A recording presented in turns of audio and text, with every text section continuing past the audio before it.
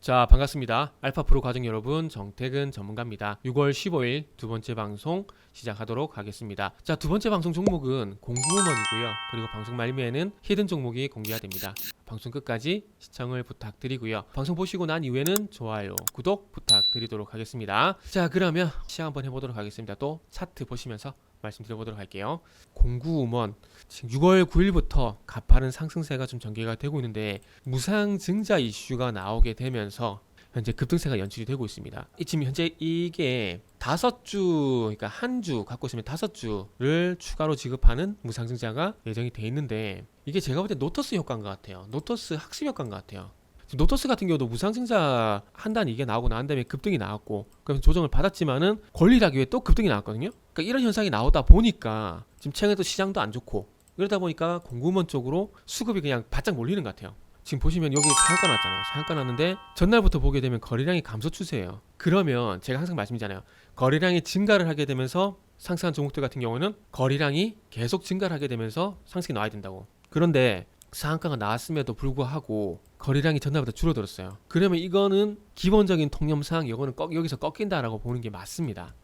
여기 보시면 두산 에너빌리티가 있는데 상승할 때 어째 거래량 같이 증가하죠. 그래서 결국에 상한가 찍고 끝이 나는데 일정 부분 상승하고 난 다음에 상한가 나온 게 이거 좋은 거 절대 아닙니다. 이거 거의 끝물이에요. 이건 끝물이에요. 거의 100%. 거래량이 V자죠. 늘었다가 줄어들죠. 그러니까 어떻게 됩니까? 주가 못 가죠. 적어도. 이게 기본적인 통념이라고 보시면 됐거든요. 그런데 얘는 반대로 갔어요. 거래량이 줄어들면서 상한가 같지만 거래량이 줄어들었잖아요. 그러면 이건 다음날 조정이 나와야 정상입니다. 근데 점상한가 보내버렸어요. 이건 무슨 얘기냐면은 나을 만한 물량이 없다라는 겁니다. 참 주식이 이래서 어려워요. 예상치 못한 변수가 상당히 많습니다. 그래서 주식이 어려운 거예요. 딴 게 없어요. 요 구간에서 물량 다 잡아 먹었다라고 봐도 무방한 겁니다. 그러니까 점상한가 가능한 거죠. 뭐 이전에도 항상 말씀드렸지만 무상증자는 호재가 절대 아닙니다. 전체적인 숫자는 그대로고 단순히 주식수만 늘어나는 거예요. 주식수만. 그러면 전체적인 어떤 순익은 그대로인데 주식수가 늘어나요. 그러면서 자본잉여금에 있던 자금이 자본금으로 편입이 되는 겁니다. 이게 액면가가 100원밖에 안 하더라고요. 자본잉여금이 228억이잖아요. 228억. 지금 자본금이 4억인데 자본금이 상당히 낮아요. 이익잉여금이 249억이 있고. 그러면 무상증자는 여기 있는 자금 이쪽으로 자본금으로 이동하는 겁니다. 이익잉여금, 자본잉여금, 자본금으로 갈수록 건들기 힘들다고 말씀드렸죠. 그리고 특히나 자본금 같은 경우는 이게 채권자들의 최후의 담보가 되기 때문에 법원에 상법상 허가 없는 이상 이 돈은 절대 건들 수가 없는 돈입니다. 자본잉여금도 건들기가 쉽지가 않은데 감액을 하는 거 외에는 건들 수가 없어요. 자본잉여금은. 근데 그런 상황에 또 자본잉여금이 자본금을 보낸다라는 건 이 자금을 외부로 유출 안 하겠다라는 겁니다. 물론 이게 어찌 보면 좋은 일일 수도 있어요. 그래서 이제 100원에 액면가가 100원이거든요. 100원에다가 지금 1836만 주기 때문에 18억 정도가 이쪽으로 들어간다 보시면 돼요. 그러면 여기가 22억이 되겠죠? 22억이 되고 여기가 210억, 자본잉여금 210억이 됩니다. 그러면 이 정도 했으면은 개인적으로 이익잉여금 있잖아요. 이거를 249억 있잖아요. 배당을 풀던가 아니면 자사주 매입을 하던가 이런 거 좀 했으면 좋겠네요. 아니면 주식 발행 총합금 있잖아요. 자사주 매입이라든지 아니면은 배당을 한다든지 이래야 좀 기업이 양심 있지 않을까요? 여기서 자기네들끼리만 해먹는 게 아니라.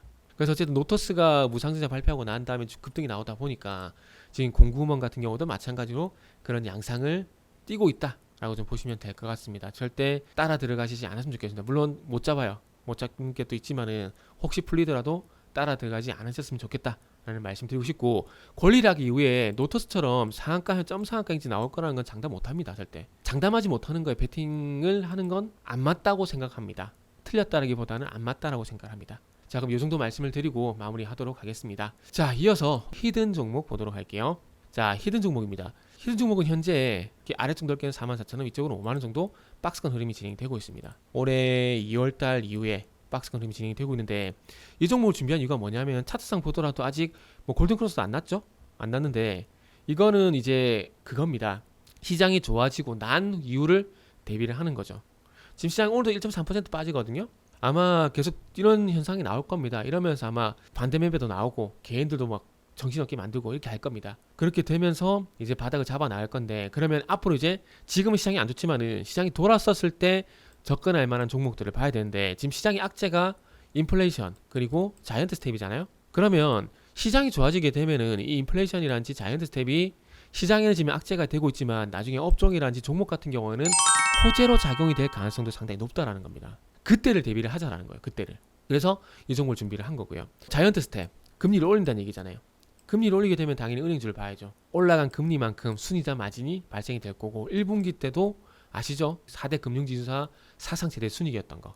이 종목 같은 경우에는 1분기 순이익 기준으로 봤을 때 은행 비중이 73%입니다. 그러니까 은행업에서 소위 말하는 예대 마진 상업은행, 커머셜 뱅크, 여기서 발생된 순이익이 73%라는 거예요. 상당히 은행 비중이 높죠. 그렇기 때문에 금리가 올라갔을 때 순이자 마진 확대폭에 대한 수혜가 가장 큰 종목이라고 볼 수가 있는 겁니다. 1차 분기점하고 1차 목표 주가는 예상하실 거예요. 박스권 상단 5만원, 1차 분기점과 목표 주가는 5만원이다.